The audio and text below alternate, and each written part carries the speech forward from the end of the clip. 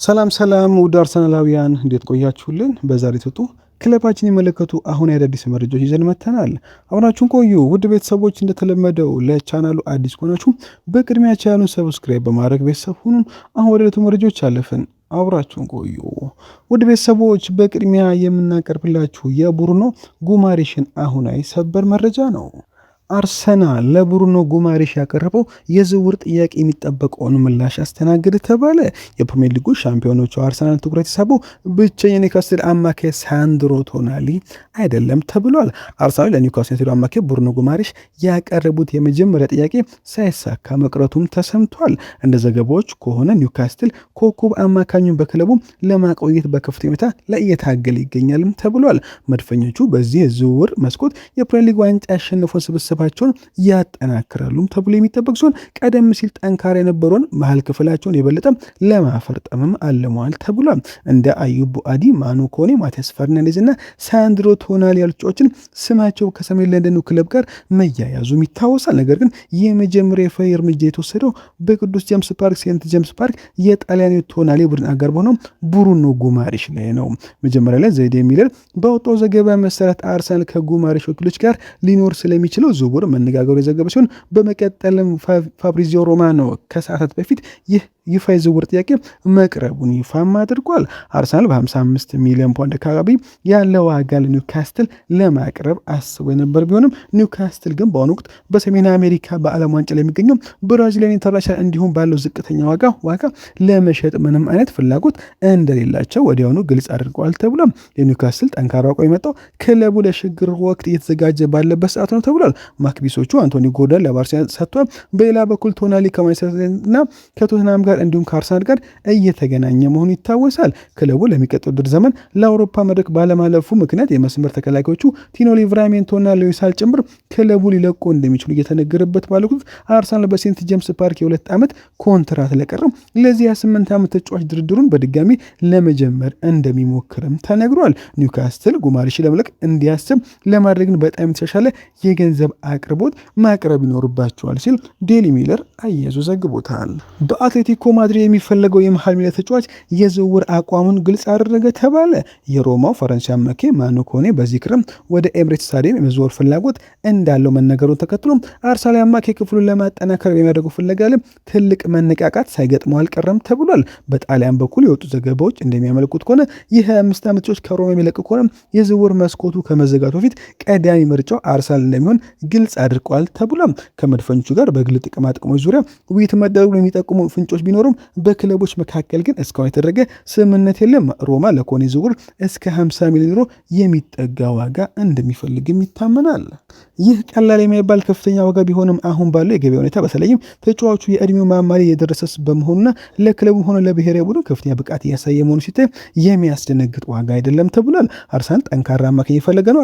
ለአርሰናል የዚህ ተጫዋች ፍላጎት ትልቅ ትርጉም ያለው የሚኬል አርቴታ ቡድን በአማካይ ክፍሉ ላይ ጥራት ያለው ቢሆንም ረጅም በሆነው የውድድር ዘመን ግን አሁንም ተጨማሪ አካላዊ ጥንካሬ፣ ኳስ የማስጠል ብቃትና ጥልቅ አማራጭ ያስፈልገዋል ተብሏል። ኮኔ ትንሽ ለየት ያለ ነገር ይዞ ይመጣል። ኮኔ ጠንካራ ጉልበት ያለው በግጭቶች ላይ ጠበቅ ያለና በጫና ውስጥ ኳስን ይዞ ለመጫወት የሚመች ተጫዋችም ነው ተብሏል። እነዚህ ባህሪያት ዴክላን ራይስ አጠገብ ጠቃሚ አማራጭ ይችላሉ። በተለይም አርሰናል የበለጠ ቁጥርና የመከላከል ደህንነት በሚፈልግባቸው በትልቅ ጨዋታዎች ላይ አስፈላጊ ነው ተብሏል። እሱ የፈረንሳይ ዓለም ዋንጫ ስብስብ አካል በመሆኑም የአርሰናል ደጋፊዎች በዓለም አቀፍ መድረክ ላይ በቅርበት ለመከታተል ሌላ ዕድል ያገኛሉ ተባለ ሲሆን በውድድሩ ላይ የሚያሳዩ ጠንካራ ብቃትም ዋጋውን ይበልጥ ሊጨምሮም ይችላል ተብሏል።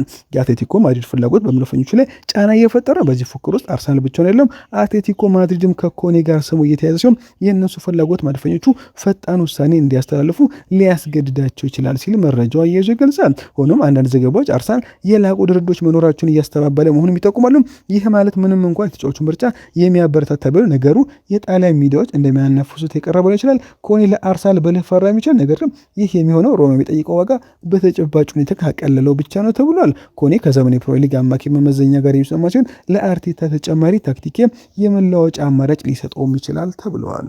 አርሰናል የመጀመሪያውን የክረምት ዝውውር አጠናቀቀ። ተከላካዩ ለ5 ዓመት መፈረሙ ታውቋል። አርሰናል የባየር ሌቨርኩሰን ተከላካይ ፔሮ ሂንካፒን በኤምሬትስ ባደረገው ስኬታማ የ1 ዓመት የውሰት ቆይታ በኋላ በቋሚነት ለማስፈረም የክረምቱን የመጀመሪያ ዝውውር እያጠናቀቀም ነው ተብሏል። የቲም ቶልክ የዝውውር ውስጥ አዋቂ ግሬም ቤሊ ገና በየካቲት ወር ሚኬል አርቴታ ይህንን የ24 ዓመቶች በቡድን ማቆየት እንደሚፈልግና ለአርሰናል የበላይ አካላት ማሳወቁን በልዩ ሁኔታ ይፋ አድርጎም ነበር። በወቅቱ እንደዘገበው ከሆነ አርሰናል ከኢንካፔ ጋር ለ5 ዓመታት የሚቆይ የውል ስምምነት በመሰረታዊነት ላይ ተስማምቶ ነበር። አሁን ለአርሰናል የመግዣ አንቀጹን ተግባራዊ ማድረጉን ተከትሎም ተጫዋቹ ከፕሪሚየር ሊጉ ሻምፒዮኖች ጋር ለረጅም ጊዜ የሚቆይ ውል አስሯልም ተብሏል። ስካይ ስፖርት ባስነበበው ዘገባ መሰረት አርሰናል ፔሮ ኢንካፔን በ34.5 ሚሊዮን ፓውንድ በቋሚነት አስፈሯል። ከባየር ሌቨርኩሰን በውሰት የመጣ 4 ዓመቱ ተከላካይ የ5 ዓመት ኮንትራት ተፈራርሟል ብሏል። ኢንካፔ ከአርሰናል ጋር ለመላመድ የተወሰነ ጊዜ የፈጀበት ቢሆንም ቀስ በቀስ ግን በስብስብ ውስጥ ወሳኝ አባል ለመሆን ችሏል። በመሃል ተከላካይነት፣ በግራ ተከላካይነት መሰለፍ የሚችለው ይህ ኢኳዶር ዓለም አቀፍ ተጫዋች በዚህ ውድድር ዘመን ለመድፈኞቹ በሁሉም 41 ጨዋታዎችን ያደረገ ሲሆን ክለቡ የፕሪሚየር ሊጉን ዋንጫ እንዲያነሳ ትልቅ እገዛ ማድረጉ ይታወሳል። አርቴታ ቀደም ብሎ በዚህ ውድድር ዘመን ስለ ተጫዋቹ ሲናገር ይታወሳል። ኢንካፔ ተዋጊ ነው። ለቡድኑ ከፍተኛ ጉልበት፣ አካል ጥንካሬና ስሜትን ጭምር ይዞ ይመጣል። ከኳስ ጋር ያለው ብቃት ድንቅ ነው። እሱ በጣም ጉጉ የሆነ ተጫዋች ነው ብሎትም ነበር። ኢንካፔ ማስፈረም ለአርሰናል በመስኮቱ የመጀመሪያው አዎንታዊ ቢሆንም ግን የሚጠበቅ እርምጃም ነበር። ነገር ግን በሚቀጥሉት ሳምንታት ብዙ ተጨማሪ ስራዎችን ለመስራት ተዘጋጅተዋል ተብለዋል። አርሰናል በአንድሪያ ቤርታ በኩል ባለፉት የክረምት የዝውውር መስኮቶች ትልቅ ውድቀት ካሳየ በኋላ በዚህ ክረምት ከ100 ሚሊዮን ፓውንድ በላይ የማግኘት ተልዕኮ ሰጡት።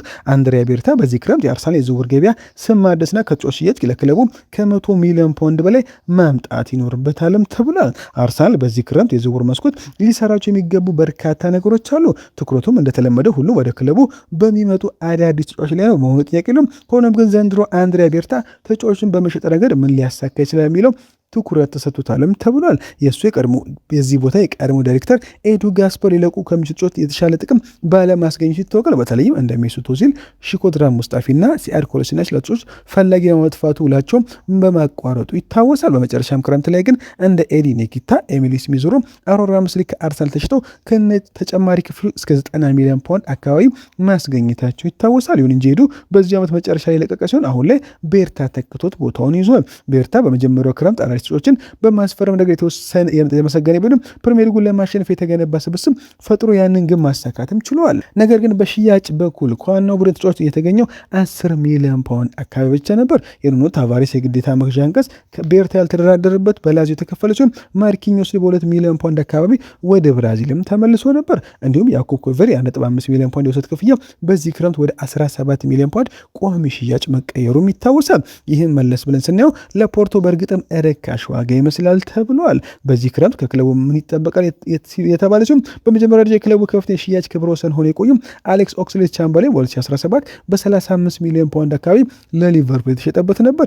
እንደ ቻምበርሊን፣ ኢዎቢ፣ ስሚዝሮ እና ፍሎሪያን ባላጎን ያሉ ሽያጮች ለክረምቱ ለክለቡ ወሰኑ ቢቃረሙ በአጠቃላይ ግን ክብረ ወሰኑን አልሰበሩም ነበር። የሚያሳዝነው አርሰናል የሚሸጡ ትርፍ ንብረቶችን ተጫዋቾች እስከዛሬ አልነበሩትም። ማንቸስተር ሲቲ ባለፉት ዓመታት እንደ ጁሊያን አልቫሬዝ፣ ኮል ፓልመር፣ ራሂም ስተርሊንግ፣ ፌራን ቶሬስ እና አርሰናል ተቀላቃዮች ጋብሪኤል ጄሱስና አሌክሳንደር ዚንቼንኮ ያሉ በርካታ ትርፍ ተሰጦች የነበሩት ቢሆንም መድፈኞችን በተፈጥሮ ተጫዋች መለወጥና የቡድን ችግር ፈንታ ስብስባቸውን ገና በመገንባት ላይ ነበሩ።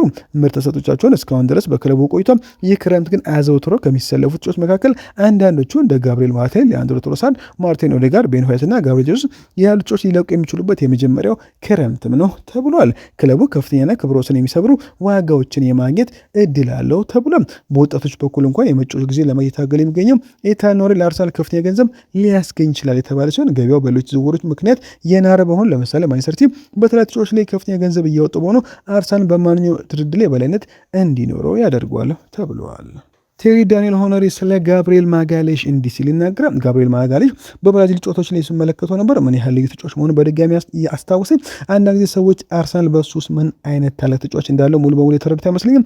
ለእኔ እሱ በዓለም እግር ኳስ ውስጥ ካሉ ምርጥ ተከላካዮች ተርታ የሚሰለፍ ነው። የተከላካዩን መስመር የመራበት፣ የቡድን አጋሮች የሚያደራጅበት፣ ኳሶች የሚነጥቅበትና በጫና ውስጥ ሆኖ የሚያረጋገበት መንገድ በእውነቱ ድንቅ ነው ብሏል። ታላላቅ ተከላካዮች ኳስን በመንጠቅ ብቻ አይወሰኑ፣ በዙሪያቸው ያሉ ተጫዋቾች ሁሉ የተሻለ አድርጓቸዋል። ጋብሪኤል የሚያደርገው ልክ ያንን ነው። ለጠቅላላው የመከላከል ክፍል በራስ መተማመን ይሰጣል ብሏል። በኔጌታ እሱ አሁን በዓለም ላይ ካሉ ምርጥ የመሃል ተከላካዮች አንዱ ነው። አርሰናልም እሱን በማግኘቱ የታደለ ነው ብለዋል። ኖቲንግሃም ፎረስት የ28 ሚሊዮን ዩሮ ጥያቄ ሊያቀርብ ነው ተባለ። ኖቲንግሃም ፎረስት የአርሰናል አምበል ፋቢዮ ቬራ ለማስፈረሙ እስከ 28 ሚሊዮን ዩሮ ጥያቄ ለማቅረብ ፉክክር ውስጥ ገብቷል ብሏል። የተጫዋቹ ፍላጎት በቋሚነት ወደ ሃምቡርግ መዞር ወይም ከአርሰናል ጋር በሚደረገው ድርድር ግን አሁንም የተወሳሰበ እንደሆነ ቀጥሏል ሲል የጀርመኑ ጀርመኑ ቢልድ ዘግቦታል። መድፈኞቹ በኒኮ ፓዝ ዙሪያ ያለውን ሁኔታ በቅርበት መከታተላቸውን ቀጥሏል ተባለ።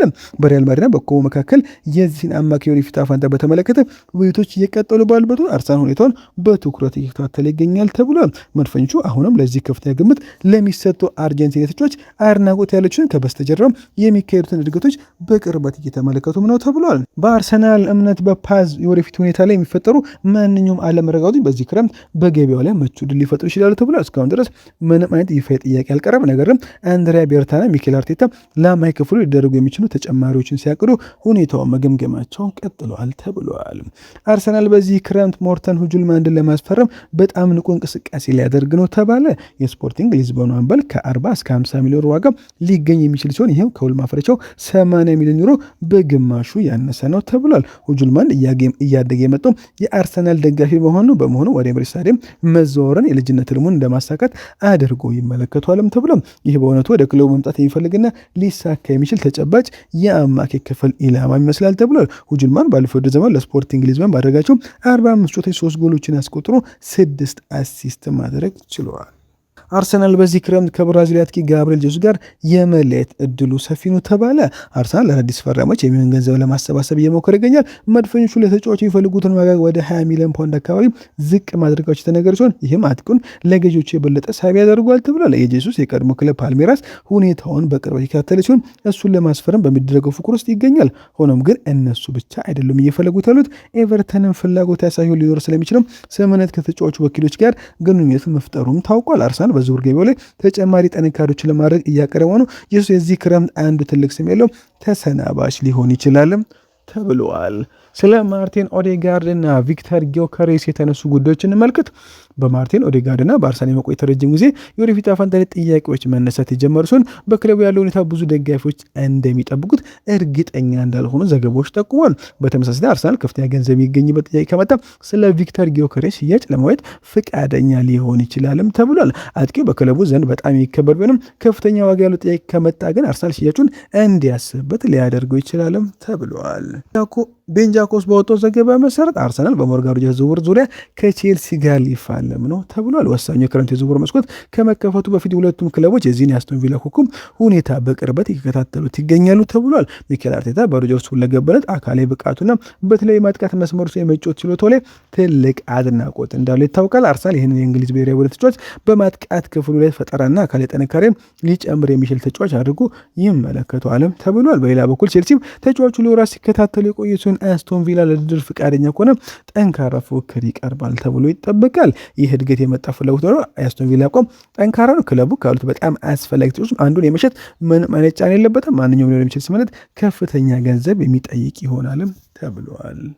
የማንቸስተር አማካይ ኮቢ ማይኖ ስለ ክለባችን አማካይ ዴክላን ራይስ እንዲህ ሲል ይናገራል። ከዴክላን ራይስ ከሆነ መጫወት እግር ኳስን ቀላል ያደርጓል። ሰዎች የእሱን ኳስ መንጠቅ፣ መሮጥና መሬት ያለ ነገርም ለእኔ ጎልቶ የሚታኝ በትልቅ ጨዋታዎችና ወሳኝ በሆኑ ሰዓታት ላይ ምን ያህል የተረጋጋ መሆኑ ሁልጊዜም በሚያስፈልግበት ቦታ ላይ እንደሚገኝ ስለምታወቅ በዙሪያው ያሉት ሁሉም በራስ መተማመን ይሰጣል። እሱም በምክንያት ከዓለም ምርጥ አማካዮች አንዱ ነው። እንደ ወጣቶች እሱም በየቀኑ በመመልከት ብቻ ብዙ ነገር ተማራለ።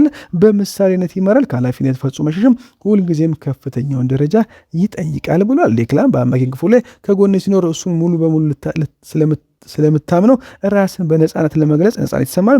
ለእንግሊዝም እሱ መሪ ነው። ለእኔ ደግሞ ብዙ ነገር የተማርኩበትና ለብዙ ዓመታት አብሬው መጫወት እንደምቀጥል ተስፋ የማደርግበት ሰው ነው ሲል ኮቢ ማይኖ ተናግረዋል። ኤታን ንዋኔሪና ታናሽ ወንድሙ ኤመርሰን በዚህ ክረምት ከክለባችን የሚለቁ ይመስላል ተብሏል። በቤተሰቡና በሚኬል አርቴታ መካከል አሁን ላይ ትልቅ አለመግባባት ስለመፈጠሩ ነው። ይህም አርቴታ ወጣት ተጫዋቾችን ማሳተፍ እንደማይችል ያሳያል የሚል በርካታ ወሬዎች የተናፈሱ ነው። ስለሆነም በዚህ ክረምት ምናልባት ኤታን ንዋኔሪና የአካዳሚ ምርቱ ወንድምየው አርሰናል ሊለቁ እንደሚችሉ መረጃዎች እያሳዩ ነው። ውድ ቤተሰቦች ለዛሬ ቆይታ በዚያ በቃ። ቻናሉን ሰብስክራይብ ማድረግ አይረሳ። መልካም ቀን